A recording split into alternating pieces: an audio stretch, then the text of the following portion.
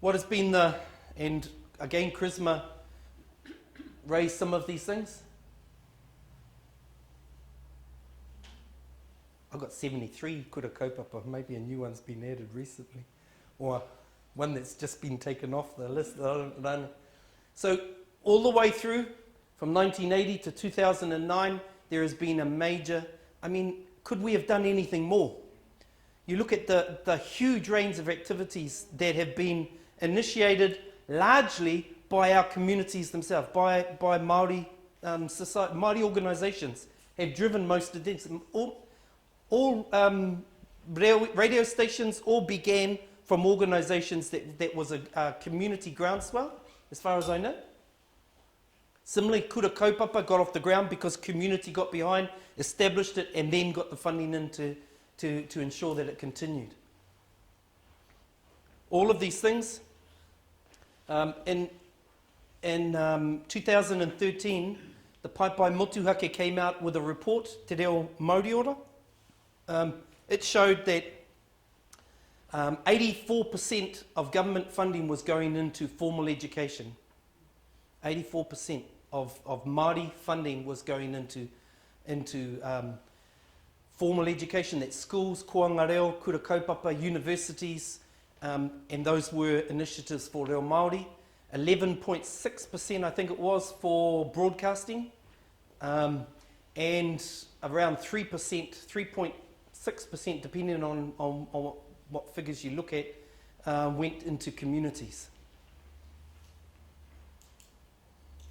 So what has been what have been some of the factors as to the reason why?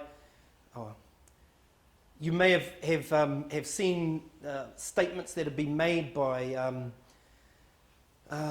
in various areas, such as out of statistics, out of the Y262 around how many people are actually speaking Māori now, the levels of proficiency, and some people say the level of proficiency has gone down rather than increased in spite of this huge amount of investment.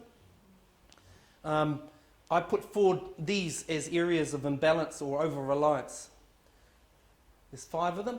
The first one is we have been placing a huge amount of over-reliance or a large amount of emphasis on formal education.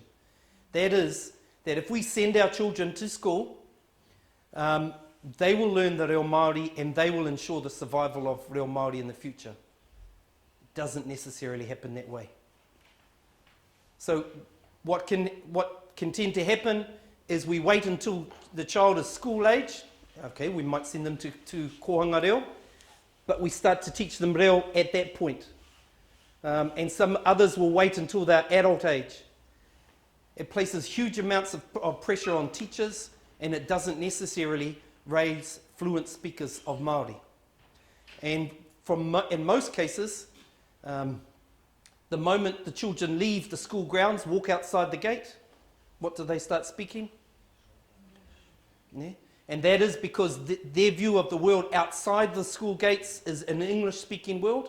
The environment within the school or the koanga or wherever it is that they're learning is a Māori-only speaking environment. The next one is government-centred. Government-centred, as I understand, is largely driven by the fact that Māori language is an official language, which then puts pressure on the government to fulfil its statutory obligations towards Māori language. So it requires a large investment in government agencies to ensure all government agencies meet their responsibilities for language, ensures that we expend a huge amount of money on translating a whole lot of documents in government agencies. Far more money is spent of translation within government agencies than the creation of Māori language resources. Yeah. And that is largely because government is risk averse to being challenged over not meeting its responsibilities under the Māori Language Act, but in particular under the official Māori language being an official language. The next one is it came through very strongly in the Paipai Motuhake's report, is that there were strong concerns that the regional diversity of language was being lost. And a lot of that was because of standardization. Now, a lot of what drives standardization or language across the country is providing services to the whole country. So when you provide services to the whole country, then there is an expectation, or there is a belief that the mighty language needs are being met across the country. But if we're going to retain those the regional diversity or dialects, and we refer to as dialects or mita, we need to have activity specifically focused in each area where those mita, those variations, regional variations, have status. The next one is, I say this, don't take it the wrong way, but I think we've been too language-centered. So the focus has been too much on language, and we've left out one of the key ingredients of language revitalisation. What's the ingredient that's missing out of being too language-focused? The people, the speakers, the support for the people who are actually going to use that. So a huge amount of work has gone into creating resources, doing analysis of language, all of these sorts of things of language, and virtually no emphasis has gone into who are actually going to use the language on a day-to-day basis. Now, I'm not saying, don't get me wrong, I'm not saying that we don't need to focus in on language itself, because we do need to develop language and continue to research and develop resources, but we can't leave out a key ingredient in language revitalisation, which is the people, as communities and families. And then the last one is language experts.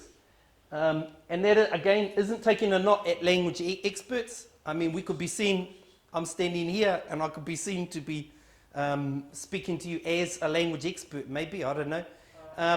But it's the fact that for many people, they don't believe they are ready or have sufficient language to get going. And in reality, even a person with no reo whatsoever can do very practical things. They don't need to wait until their language proficiency is so high that suddenly they're going to start speaking Māori in the home. There are very tangible things that can be done on a day-to-day basis that will drive language acquisition, even if you don't even go to classes, or there are other ways in which you can build your language proficiency. So rather than waiting until you're an expert, or wait until an expert is sitting alongside you giving you all the guidance, we need to recognize our own power, our own mana in this picture.